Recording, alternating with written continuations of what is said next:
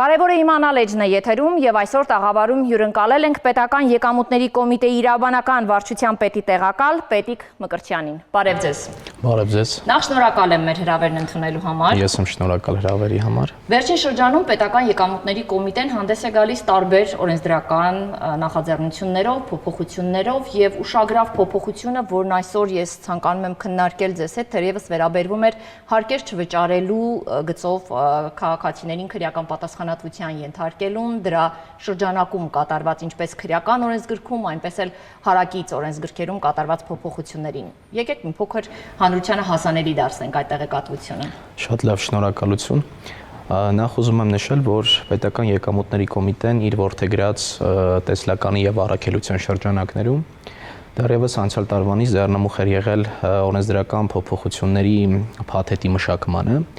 որոնք ի թիվս այլնի ներառում էին նաև հարկեր չվճարելու հանցանքի շեմերի վերանայումներին։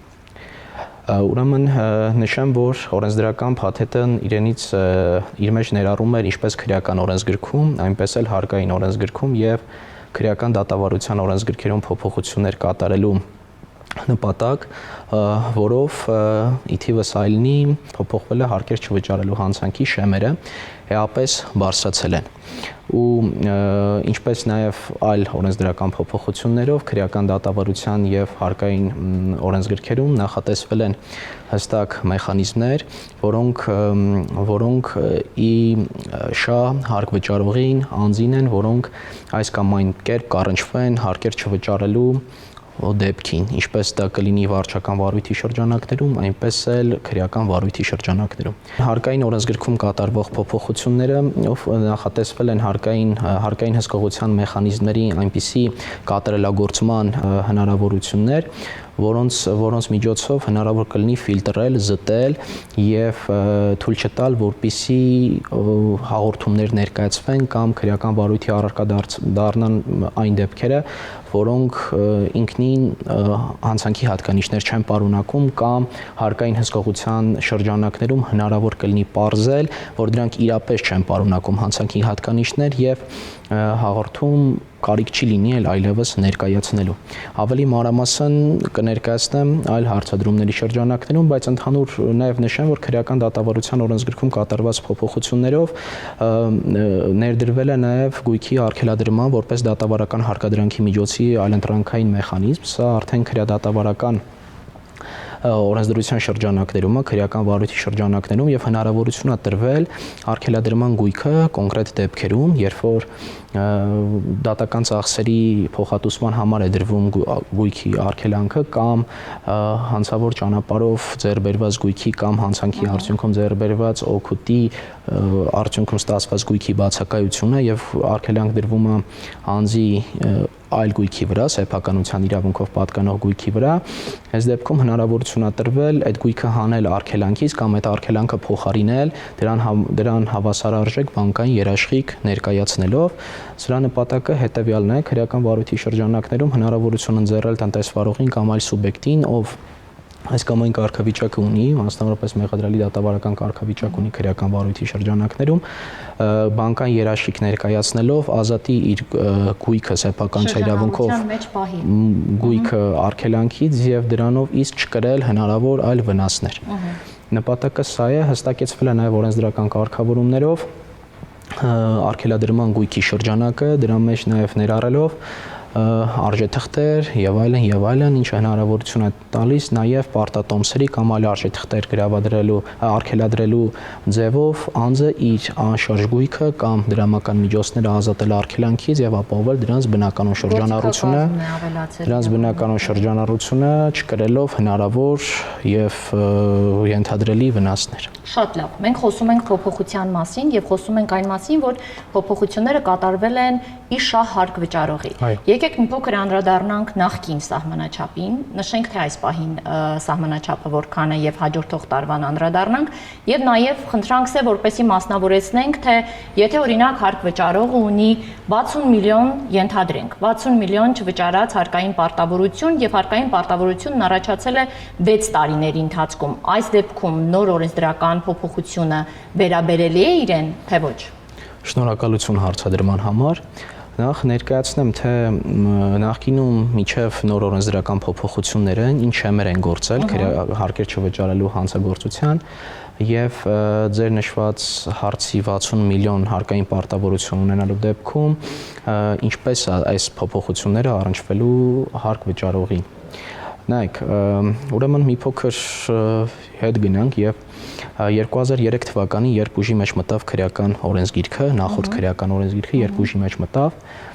հարկեր չվճարելու հանցագործությունը նախատեսված էր քրեական օրենսգիրքի 205 հոդվածով։ Եվ որպես հարկեր չվճարելու շեմ նախատեսված էր 1 միլիոն դրամը։ Այսինքն եւ առանձնապես խոշոր չափի վերաբերյալ նշում չկար։ Նկարագրված էր հասարակ հանցակազմով եւ որպես միակ շեմ 1 միլիոն դրամը գերազանցող գումարներ։ Այնուհետև 2003 թվականից 2006 թվականին կատարված փոփոխություններով այդ 1 միլիոն դրամի շեմը դարձավ 2 միլիոն դրամ եւ որպես առանձնապես խոշոր չափ սամովեց 15 միլիոն դրամ։ Այնուհետև մինչև 2017 թվականը փոփոխություն տեղի չէր ունեցել եւ 2017 թվականի քրեական օրենսգրքում կատարվող փոփոխություններով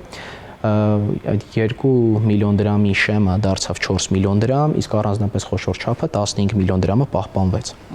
Այնուհետև նոր քրեական օրենսգրքի ընդունմամբ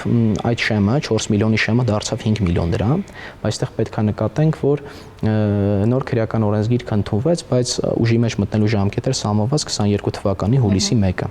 Բայց 22 թվականի հուլիսի 1-ին մինչև ուժի մեջ մտնելը կատարվեց փոփոխություն եւ 22 թվականի հուլիսի 1-ին ուժի մեջ մտնելով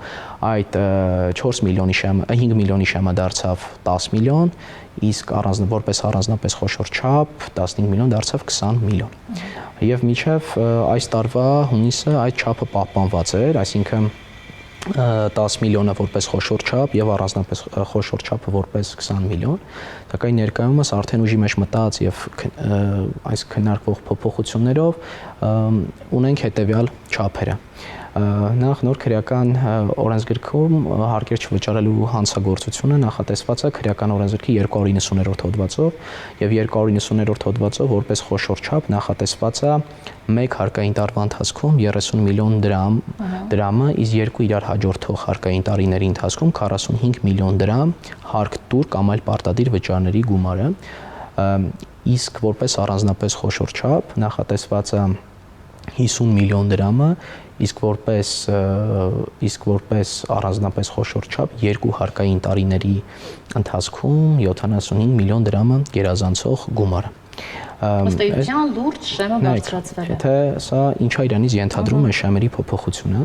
եթե նկատեցինք, այստեղ խոսք չի գնում առհասարակ բոլոր տարիների ընթացքում հարկեր չվճարելու ընդհանուր հանրագումարի մասին, այլ քրեական օրենսգրքում կատարված նշված փոփոխությունները վերաբերում են մեկ հարկային կամ երկու իրար հաջորդող հարկային տարիների ընթացքում հանցակազմում նկարագրված կոնկրետ չափին։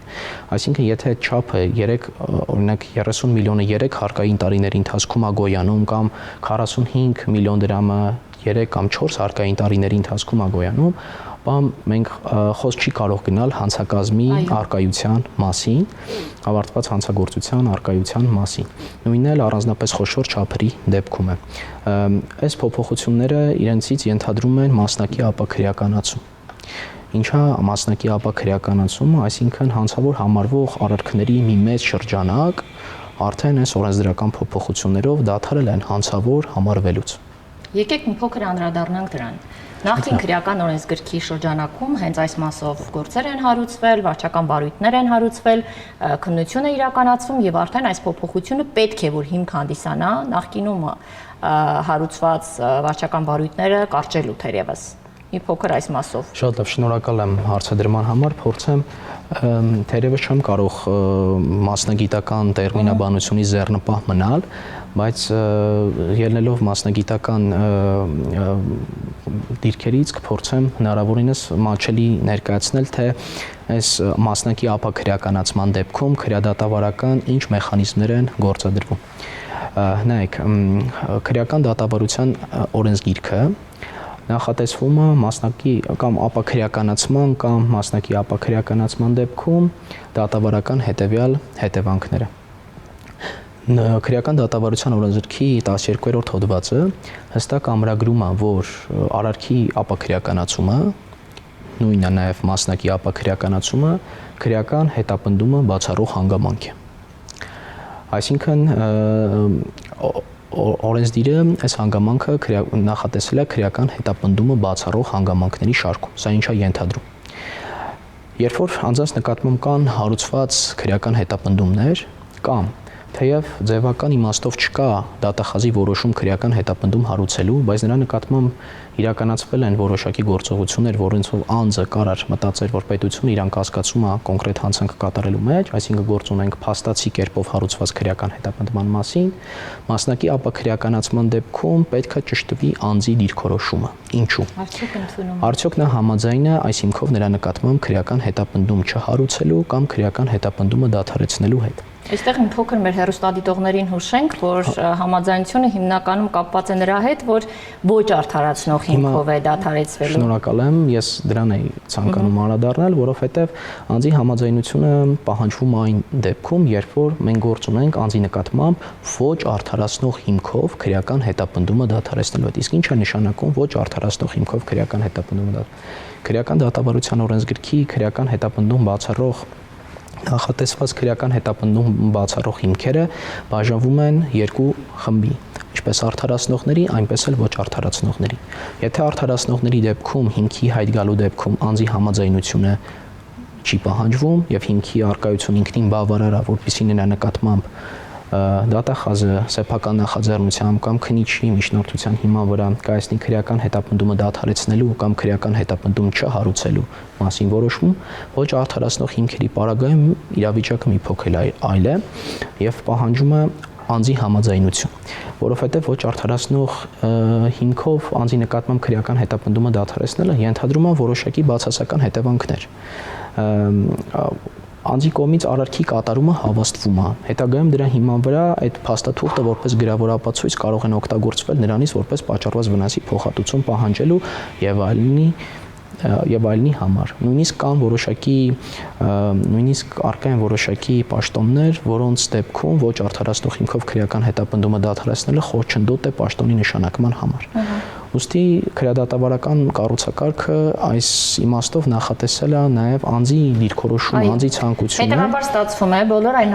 նախաձեռնված վարույթներով, որտեղ որ անձը կհայտնի, որ չի ընդունում իրեն մեղսագրվող արարքը, թեև կողմ է, օրինակ, որպեսզի իր հանդեպ գործը ապաքրեականացնեն, այս դեպքում մեկ է դատախազը չի կարող գնալ այդ որոշման, որովհետև մեղսագրվող արարքի ընդունումն է այստեղ անհրաժեշտ։ Շատ ճիշտ է, շնորհակալություն։ Քրեական դատավարության օրենսգրքի 12-րդ հոդվածը ուղիղ ամրագրում է, որ անձի եթե անձը առարկում է, որ ինքն է կատարել արարքը, իր կողմից արարք կատարելու հասի դեմ, ուրեմն դա արգելք է քրեական հետապնդումը դադարեցնելու համար եւ քրեական հետապնդումը պետք է շարունակվի վարույթը ընթանա իր բնական անհունով, երբ որ կպարզվի անձը ճիշտ էր ասում, այսինքն անձը լիովին անմեղ էր, որևէ առնչություն չուներ դեպքին կամ բացակայում էր նրա մեղքը կատարած արարքի մեջ, նա կարդարացվի։ Իսկ եթե պարզվի, որ անձը իրապես անմեղ չէր, այսինքն առնչություն ուներ դեպքին եւ այլն, դրա դատավարական հետևանքը հետեւյալն է։ Դատարանը դատապարտում է անձին պարզապես առանց պատիժ նշանակելու։ Առանց պատիժ նշանակելու։ Սա է դատավարական հետևանքները, իսկ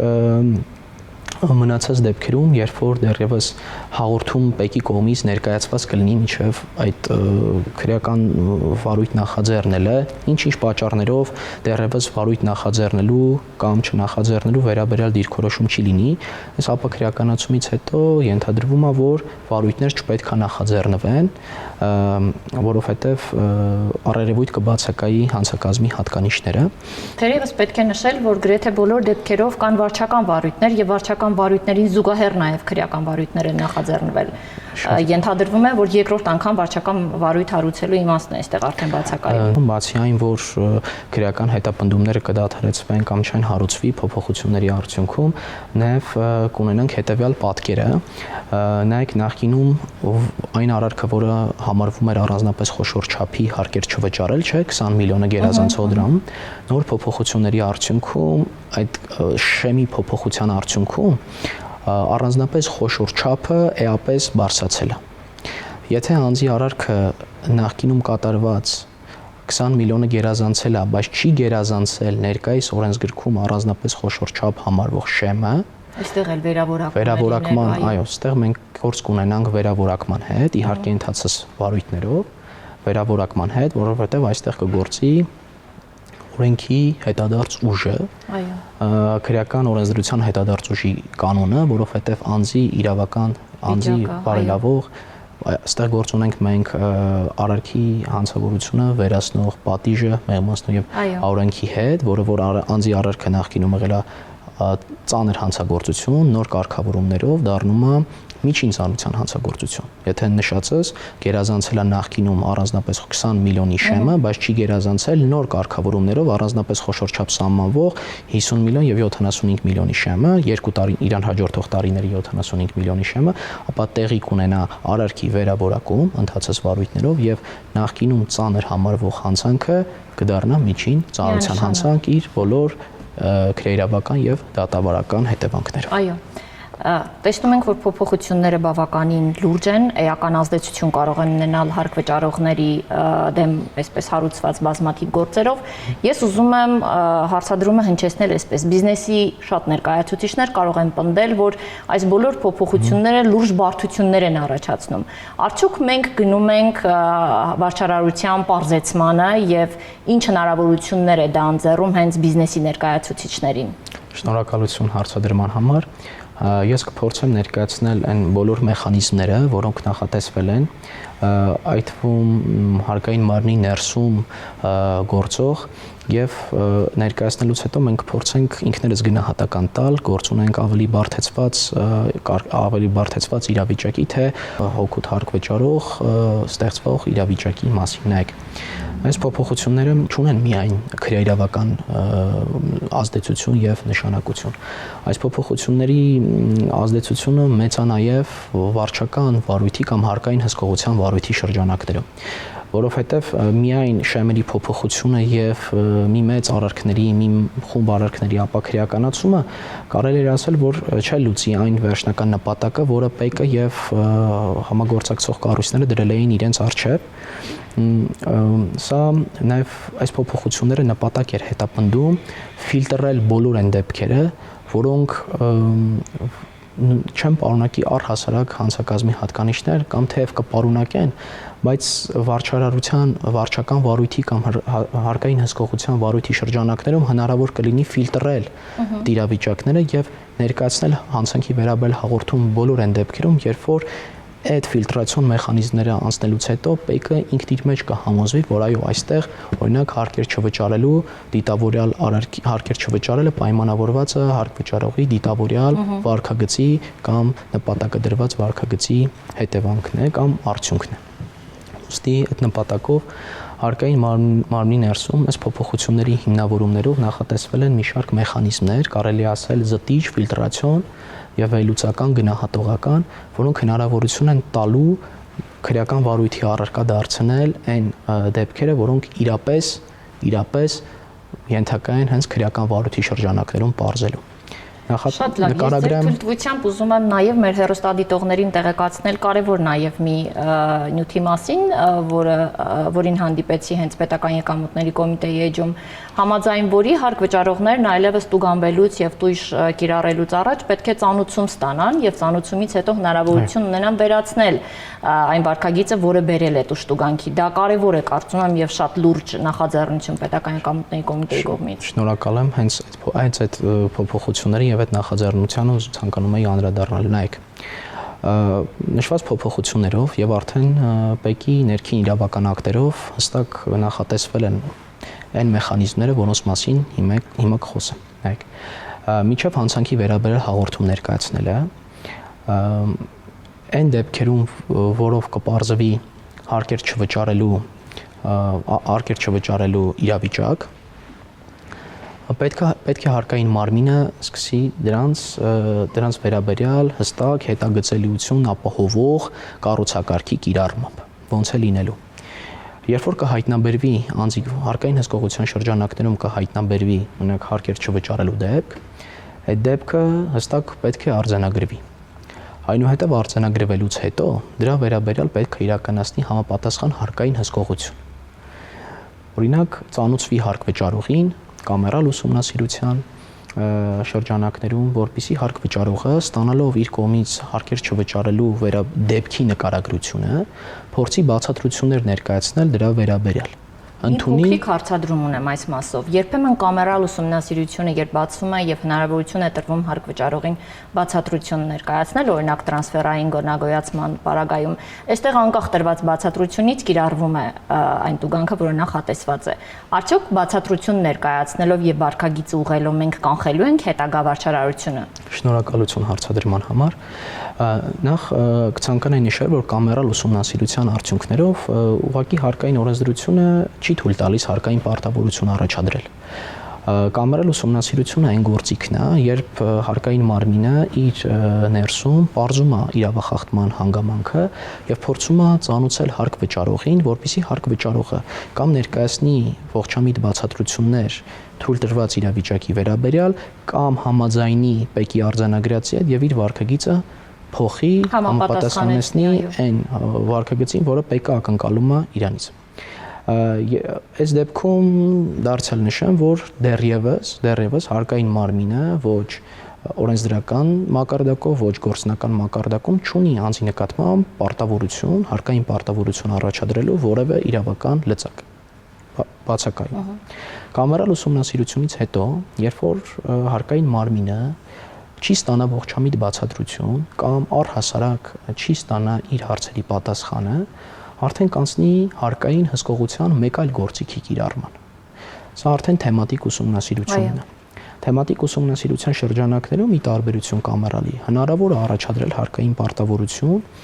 եւ այստեղ արդեն պարտավորությունը առարկայական արտացոլել համապատասխան վարչական ակտում։ Ինչպես կամերալ ուսումնասիրության շրջանակներում, այնպես էլ թեմատիկ ուսումնասիրության շրջանակներում անձը հնարավորություն է ունենալու արտահայտվելու, հնարավորություն է տրվում, այսինքն մի քանի փուլում հարկային մարմինը ապահովելու է պատշաճ կերպով անձի բացատրություն ներկայացնելու, լսված լինելու, այդ խախտումները թերևս իր տեսանկյունից ներկայացնելու հանգամանքները եւ վստահեցնում եմ, որ ներկայումս այն մոտեցումն է դրված, ինչպես նշեցի ՊԵԿ-ի առաքելության եւ տեսլականի շրջանակներում, որ այդ բացատրություններ ներկայացնելը կամ բացատրությունների գնահատական տալը չպետք է կրի ձևական բնույթ, այլ դրանք պետք է բովանդակային, լուրջ, խորը վերլուծություն անեն, որից հետո նոր հարկային մարմինը հնարավորություն ունենա անցում կատարելու հաջորդ փուլի կիրառմանը։ Թեմատիկ ուսումնասիրության շրջանակներից հետո, երբ որ հարկային պարտավորությունը կառաջադրվի անձին եւ անձը չի կատարի կամ չի ներկայացնի ողջամիտ բացատրություններ եւ այլն, հարկային մարմինը դեռևս չի շտապի հանցանքի վերաբերյալ հաղորդում ներկայացնելուց։ Այս փուլում հարկային մարմինը, որպեսզի դա ներքին ֆիլտրացիոն մեխանիզմներում եւս մեկ անգամ ֆիլտրվի, հնարավորություն է տալու անձին արդեն մեր բողոքարկման հանձնաժողով որպես վերադաս վարչական մարմին բողոք ներկայացնելու իր նկատմամբ կիրառված հարկային պարտավորությունների վերաբերյալ եւ հիմքերի եւ չափի եւ ամենի վերաբերյալ։ Դա արդեն այն օրենսդրական գործիքներն են, որոնցից հարկ վճարողը կարող է օգտվել վարչական ակտի։ Ու այս ընթացքում, երբ որ բողոք կներկայացնի անձը, հարկային մարմինը խոսքը վարչական բողոք, այսինքն վարչական կարգով բողոքարկելու մասին է, մեր բողոք դեռևս հաղորդում էլի ձեռնպահ կմնա հաղորդում ներկայացնելուց։ Ու այն դեպքերում, երբ որ մեր բողոքարկման հանձնաժողովը ներկայացվի հաղորդումը վարչական ակտի ուժի մեջ մտնելու դեպքում, որովհետև գուցե անգամ բողոքարկման հանձնաժողովի հետ հարկ վճարողը համամիտ չլինի եւ փորձի դատական պաշտպանության դիմել։ Շատ լավ։ Վարչական ակտը կապում է հաղորդում ներկայացնելը կապվելու է այն իրավիճակի հետ, երբ որ արդեն հարկային մարմինը իր ներսում կհամոզվի, կանգատարկման մեր բողոքարկման հանձնաժողովը կգտնի, որ ՊԵԿ-ի կողմից կայացված վարչական ակտը իրավաչափ է, անկախ անձի հետագա կարգով դատական կարգով հետագա բողոքարկումից ՊԵԿ-ը այս փուլում արդեն քննարկելու հաղորդում ներկայացնելու հարցը, բայց մի բան եմ ուզում նշել, որ ներկայումս պետական եկամուտների կոմիտեում գործում է նախկինում նախնական հաշվարկների մշտադիտարկող խումբեր, ներկայումս գործելու է այս իրավիճակներում արդեն վարչական ակտերի կամ հաղորդումների, արդեն երբ որ քննչական կոմիտե կամ համապատասխան իրավասու քննչական մարմին կներկայացվի հաղորդումը, այդ հաղորդումների մշտադիտարկող աշխատանքային խումբ ես խոսում եմ եւս լրացուցիչ ֆիլտրացիոն մեխանիզմի մասին։ Վերահսկողության լուրջ գործիքների աշխատանքային խումբն էլ բաղկացած են պեկի բարձրաստիճան պաշտոնատար անձանց կազմից, պրոֆեսիոնալ, բանիմաց եւ տարիների փորձով, որոնք օբյեկտիվության եւ պրոֆեսիոնալիզմի դիրքերի գնահատում են այդ հաղորդումների եւ դրանց հիմքում ընկած նյութերի, արժանահավատությունը, օբյեկտիվ իրականության։ Նոր դրանից հետո հաղորդում ներկայացնելուց դատական կարգով բողոքարկումը ըստ էության չի կասեցնելու հաղորդում ներկայացնելու գործընթացը։ Հասկանալի է, քրեական գործի համար էլ դա կասեցման հիմք չի լինելու։ Ներողություն եմ խնդրում եւ բացառություններ թերևս լինելու են այն իրավիճակներում, երբ որ այս ֆիլտրացիոն մեխանիզմները չեն անցնի, այլ միանգամից համապատասխան ստորաբաժանման կողմից հաղորդում կներկայացվի քննչական մարմին բոլոր այն դեպքերում, երբ որ արկա կլինի ապացույցների ոչնչացման, վերացման ռիսկ եւ անհրաժեշտ կլինի ապացույցները միանգամից ապահովելու կամ քննչական գործողությունների անհետաձգելի կատարման նպատակներով, որ վարչական գործիքով հնարավոր չի տեղապացույց ձեռք բերելը։ Իսկ հապաղումը կարող է հանգեցնի ապացույցի կորստի եւ ճակատագրական լինի հետագա քրեական վարույթի համար, ինչպես նաեւ մի դեպքում, երբ որ անմիջականորեն ցակած հիմնավոր կասկածով կլինի ձերբակալում մեր պեկի օպերատիվ ստորաբաժանումների կողմից եւ անհրաժեշտություն կլինի անձի հետագա անազատության մեջ պահելը ու կհիմնավորվի համապատասխան նյութերով, այս դեպքում առանց իմ թվարկած մեխանիզմների ուղիղ հաղորդում կներկայացվի, բայց հաղորդում ներկայացնելը դարձյալ չեմ ուզում եմ նշել, որ դա դեռ վերջը չի, դա փաստի վերաբերյալ պարզապես քննչական մարմին տեղեկացնելն է, որի շրջանակներում արդեն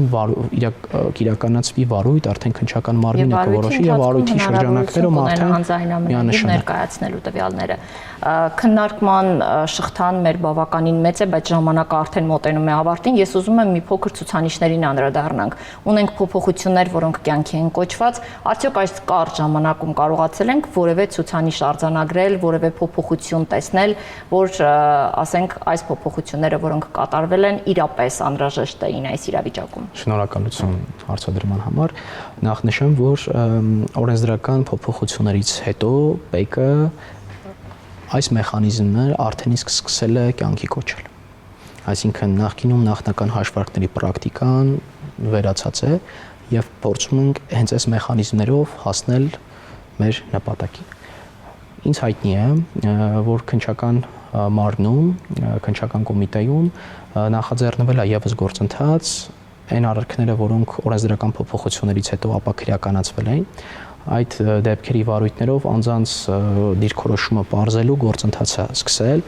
բայց թե ինչ արդյունք է ունեցել եւ արդյոք այդ գնացել է վարույթների ավարտին կամ քրեական հետապնդումների դադարեցմանը, այս պահին ինձ հայտնի չէ, իսկ թվային ցուցանիշների մասին կարելի է ավելի հստակ խոսել որոշակի ժամանակ անց, երբ որ պրակտիկան արդեն լավ կձևավորվի, որից հետո հնարավոր կլինի հստակ թվային ցուցանիշներով ներկայացնել։ Շատ լավ, դա նշանակում է, որ մենք այս տաղավարում կրկին հանդիպելու ենք եւ կրկին քննարկելու արդեն ձեռք բերված ցուցանիշները։ Ձեզ շնորհակալություն եմ հայտնում մեր հրավերն ընդունելու համար։ Մեր հեռուստադիտողներին հիշեցնում եմ, որ այնինչ որ այստեղ քննարկվում է եւ խոսվում, կարեւոր է իմանալ։ Կհանդիպենք հաջորդ կիրակի։